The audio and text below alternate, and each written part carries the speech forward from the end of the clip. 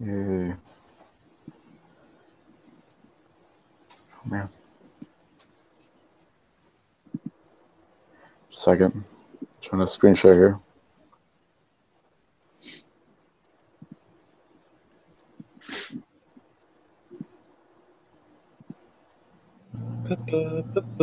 Penny.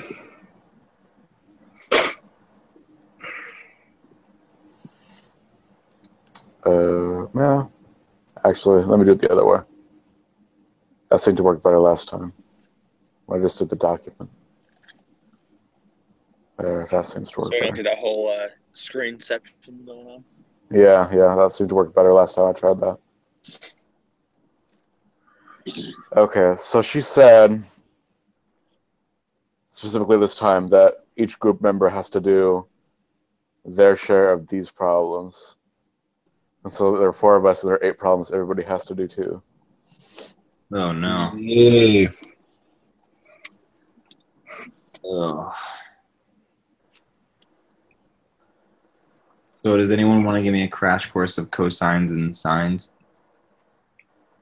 Oh, yeah. So the way I remembered, it's partly the unit circle.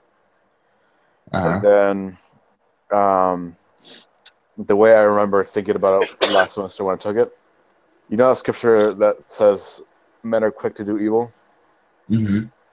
So I always think that science is kind of like sin, and guys are the Y chromosome, so Y equals sin. So sines are always the Y value, and then from there cosines are always the X value. So y's are the sine and cosine are the x value. On the unit circle. And then how did you find those answers? A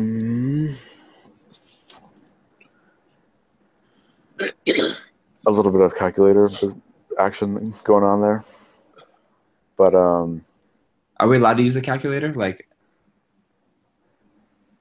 I would think so. Not to graph them, but to like find out the equation, or like I to would hope so. I hope so. Yeah.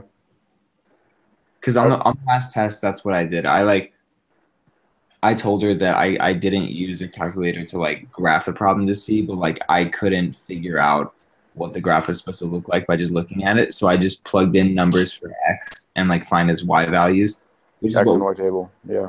which is what we've had to do for times. But so like, let me just do an example here. I think that'd be fine. I mean, because you'd have to use a scientific calculator, and that's fine in the testing center. I mean, like you said, graphing calculators, no way, that's not allowed in the testing center. Right. Well, it depends on what the exam is taking. For some reason, my econ exam was allowed to use a graphic calculator. Yeah.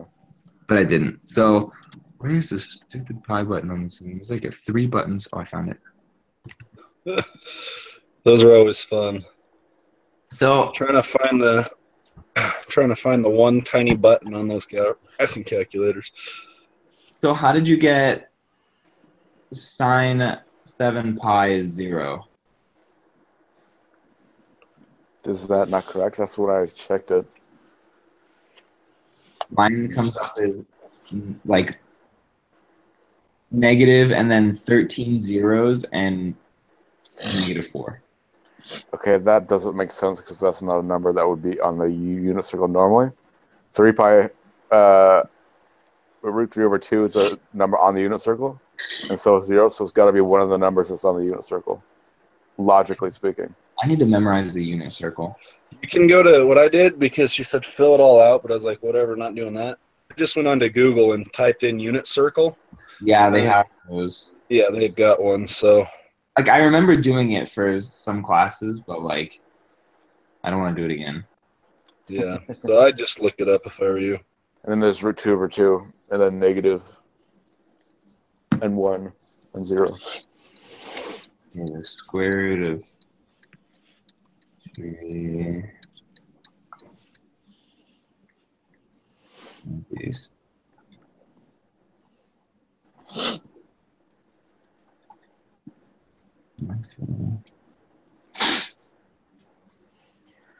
So how do we on a Would you like dividing? me to do? Do you want to start with the next two? Yeah, I'm having to use my phone right now. It is a joyous situation because I'm on LTE because we've got construction at my house going on. So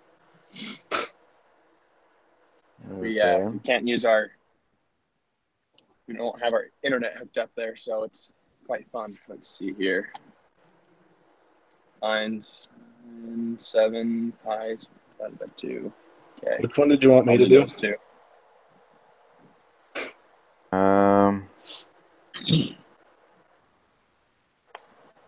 Do you want to do these ones? Next ones? And I can do the last two yet, it's fine. Oh, yeah. Yeah, that works. Snap. That's so helpful. I just googled the unit circle. I know, it's so That's what I helpful. did, because that was one of the things. It's like, fill out the unit circle. I was like, okay, I'm going to go, nah. Tell me what to do. So, All right. Is it like okay if I print this out real quick? Sure. I feel like I'm gonna be needing this a lot. You probably will be. yeah. But I feel like it's kind of like work. Like at first, if you sign up for a new job, you take on a new job. At first, every little detail is hard to keep track of. But then, because you do it so many times, it's like you don't even have to memorize it. So it's kind of like that. That sounds fun.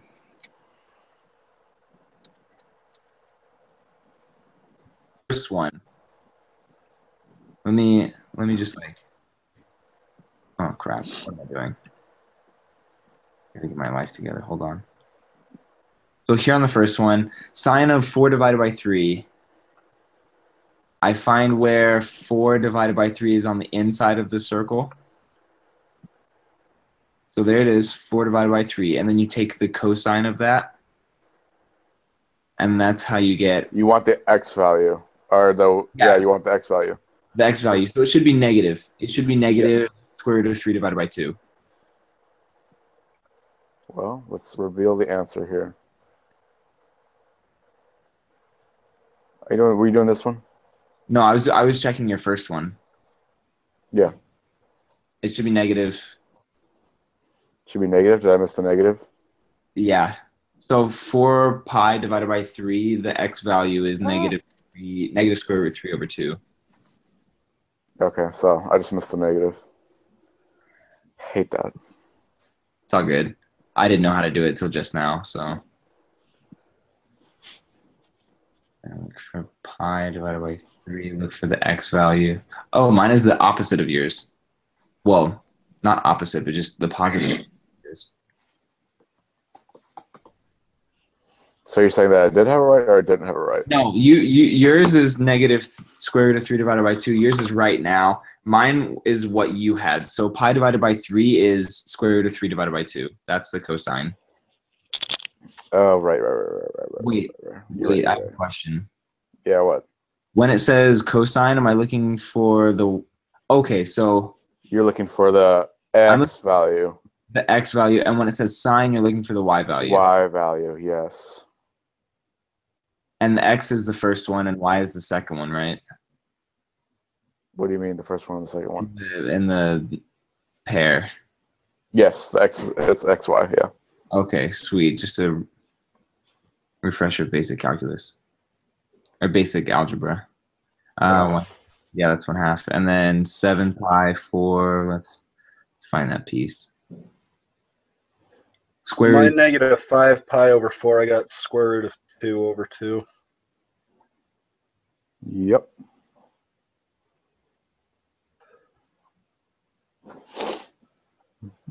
Mine's 7 pi over 4. It's cosine, so I'm looking at... Mine is the same thing, square root of 2 over 2. Yep. Do you have the answer key with you right there? No, I just did it all, but put them in white so you couldn't see it. Oh, okay. Wow. Tricky. And mine, for my second one, I believe I got negative square root of 3 over 2 for that one. How do you even find that? Just plug into the calculator, plug in chug.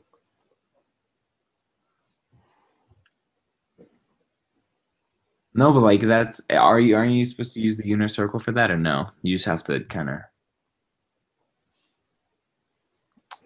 I I I I just kind of plugged it in, and so what I did was I put the cosine of 17 pi over 6, and then when you plug it all the way through into the formulas they give you, come out with cosine of 7/6 over pi, and then you can multiply your fractions. And so it comes out as cosine 7 pi over 6, and then you find it on your chart, which is the negative square root 3 over 2. Does that make sense? Cosine, I'm trying to find the x.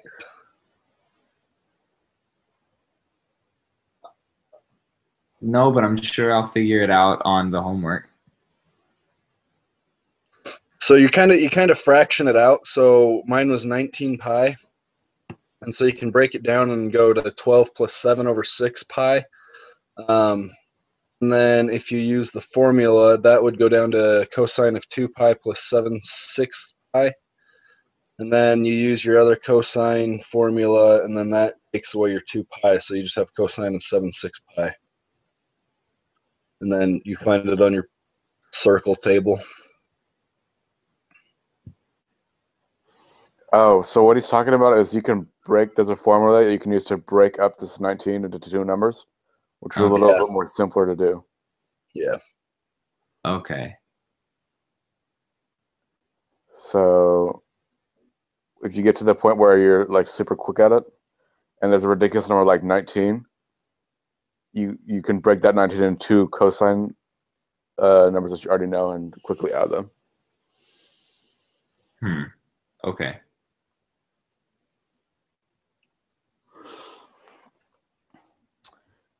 Will I find out what the formula is in the homework?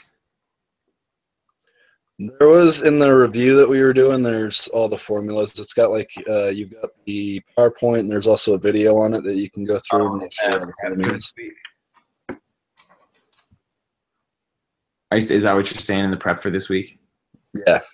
Okay, yeah, I'm gonna get to that after this. I haven't had a chance to look at that yet. Well, I mean, I've had chances, but I'd rather sleep. So. Hey Taylor, did you get those ones?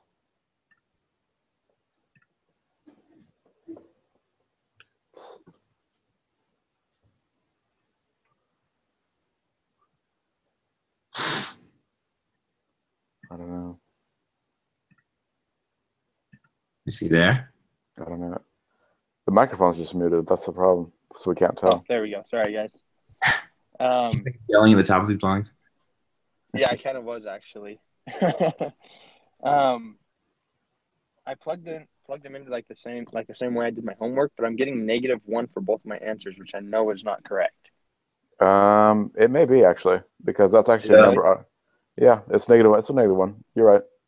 Okay, sweet. I just like, cause I'm looking at all your guys' answers and like, it looks like you guys have all like square root and all this fancy stuff, and mine's just plain -1. The only reason why it's square root is because these are angles on the unit circle, and this is directly left. Yours is a flat line directly left. So Gotcha. Or straight down. Anyway. Look at that. Yeah. Look at that. Perfect. There we go. So was that the part that each of us had to do 2 of them? Yeah, that was the thing. Okay. Each of us had to do 2 of them. She specifically said that. So. Okay, so a bit of the similar idea. Find the sine of pi over 3 and cosine of pi over 3, which is this one and this one. Square each value, which is this and this, and then find the sum, which is 1. So, of course, we found that the sum of the sine and cosine squared of the same value equals to 1. And that makes perfect sense because that's the fundamental theorem of trigonometry. It's right there. So sometimes they'll give you one of these x's, and they'll ask you to find this x because we know that it equals to 1. So that's a typical problem that we can expect from that. And then do the same process for this one and this one. So sine and cosine of pi over 4, squared, and then it equals to 1. Sine and cosine of pi over 6, right there and there, respectively, and then squared, and then it equals to 1. So it's the same thing. So every time you have the same quantity, and you take the sine and cosine of that quantity, square it, and add it together, every time it will equal to 1. And it's basically, it stems from the Pythagorean theorem. A squared plus b squared equals c squared. So my good friend Sal helped me out with that one. Say what? That one guy on whatever it's called, Khan Academy. Khan Academy. Sal. Explain that to me. Good old Sal. Good old Sal. So does that make sense to everybody? Yes. And then, okay. So it said to pull the example 8 or from section 5.2, and it was the motion of a spring, and we were supposed to go through that. So I guess we'll go through that now. It says a weight of a certain spring is set in motion with an upward velocity of 3 centimeters per second from a position of 2 centimeters below equilibrium. Assume that for this spring and weight combination, the constant, I don't even know what that is. W. Oh, it's W. It's like Walt Disney, W. Has a value of 1. Write a formula that gives the location of the weight in centimeters as a function of the time t in seconds, and find the location of the weight 2 seconds after the weight was set in motion. Okay, so it says we're supposed to go over the solution. Since upward velocity is negative and locations below equilibrium are positive, use v sub 0 as equal to -3, because it was a 3 up here. It's velocity. Yeah, it's velocity. And then weight was equal to 1. Why is velocity negative? Since upward velocity is negative. That's a little bit of an oxymoron, but I guess that, I don't know. That's a rule, I guess. I don't know. I guess that's kind of dumb, but Its upward velocity is negative. how's it? And so it's saying locations below the equilibrium are positive. So that's this 2. So that's where you get the positive 2. And so apparently anything that's above the equilibrium is negative, and anything that's below the equilibrium are positive. I guess. That's really confusing. So then you come down here and you get this little formula, x equals -3 sine t plus 2 cosine of t. Okay, that makes sense. Oh, because this equals to 1. So then you can do this, Delio. Well, where's the W at in that formula? Did they just mark it as X? Yeah, W is x, which is stupid because they used an x up here. That was kind of confusing for them to do. Yeah, so we're kind of using that fundamental theorem of trigonometry because we have it sort of, kind of, anyway. But we can't square it, and we can't assume that equals 1. So if t equals 2 seconds, then x equals -3 because sine of 2 and cosine of 2 equals about... because in the upper, okay, because in the formula above, they have sine t and cosine t, so they just give you the numbers for it. Mm-hmm. Equals about -3.6 centimeters. Where did the W go? You're counting it as the x beforehand because that's 1, so it's 1x instead of 1w. Which is really kind of confusing because they used x up here to equal 2. They should have just chosen either x in the beginning or kept it consistent. Yeah. That's what I would assume. Put a W right there. I don't know. If t equals 2 seconds, then x equals -3 sine of 2 plus 2 cosine of 2, which is about, oh, I already read that. Which is 3.6 centimeters. Wait, now it's above the equilibrium, so now it goes back to positive? I guess. Figure 5 points. Oh, yeah. Okay, yeah. That doesn't make any sense. How do you know when to swap it negative to positive? Ooh, why did they... T is 2. Can you just go back up in the problem? Yeah. Okay. Time 2. Time the 2 seconds. It's 2 seconds, yes. And Okay. If I were to put that into the calculator, -3 sine 2, -3 plus 2 plus 2 cosine of 2, that's supposed to give me -3. 0.6, and it does. Okay. Yeah. Yeah, but see, do you see how it says -3.6, and it says which is 3.6 centimeters above the equilibrium position? So when do you Wouldn't it just be easier to keep convert it? from negative in the equation and then back to positive? Well, I don't think it's like, so it says upward velocity, so maybe that's like it's falling, so it's not going up in velocity, but it's above the equilibrium. Does that make sense? Kinda. I'll just wing it and say, yeah, makes perfect sense. That's what I do. Fake it till you make it. Absolutely. But yeah, I mean, it makes sense because you get a positive result in the end. But you Maybe get a it's because negative. it's fighting gravity, so they have -3 because it's upward force against gravity, so I'm guessing that could be like energy. But that'd be like inertia, so I don't know what. Okay, I guess we'll take their word for it. Lost. So yeah, I think that makes sense. So this negative comes from the upward force. That's what I'm gonna think. That's how I'm gonna make it make sense in my brain. This is upward force, and then so yeah.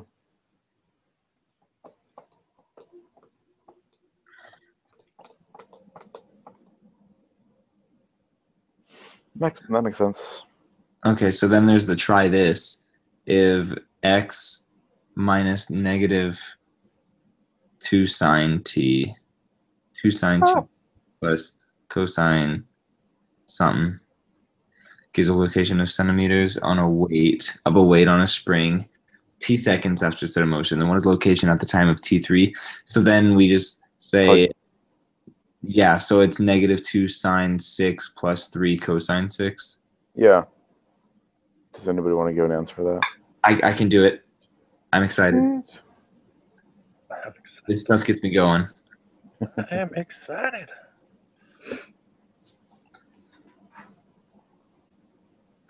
3.4 seconds or 3.4 something. The answer is 3.4. I don't know what it represents. 3.4 centimeters. Yeah. So it's 3.4 centimeters from where it started. Yes. Yeah, the location centimeters of the weight on the spring. Yeah. Woo. Okay. I guess we could check the answers real quick since we're all here. Yeah.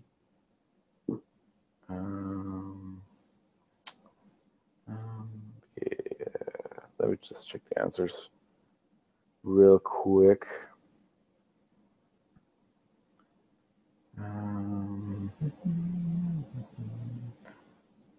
Did I stop screen sharing? No, you're good. No, you kept. Okay, good.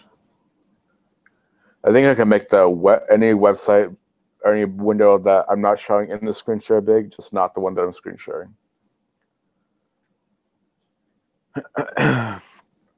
We're on week 7 with trigonometry, and we're for Google Hangout number 1.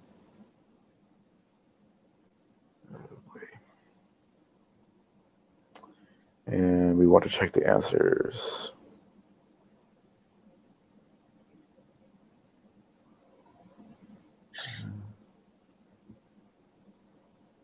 You stopped screen sharing. Oh yeah, that was on purpose because I wanted to do the. Where is it? There we go. Okay. Yep. Yep. Yep. Uh-huh. Yep. Yep. And yep. Yep. Yep. Okay, yep. Uh-huh. Yep. Yeah. And then yeah. Yeah, we're good. All right. Yep. Yep. The truth. Okay, yeah. We're done with screen sharing because we're done with that. Okay. It looks like it's all for me. You guys have any more questions? No, I don't know what to do with this much time. Like I've never had this much time in the morning to enjoy myself. I know, right? This is amazing. I love trigonometry. It's Great. so much better than logs. Yeah, logs are ridiculous. Yeah, stupid logs. They should just go float down a bank. Yeah. They just float Nice away. one. Okay. So I guess we'll see Perfect. each Well, other on Thursday. All right. yep. It's We'll see ya Yeah. See y'all then. later.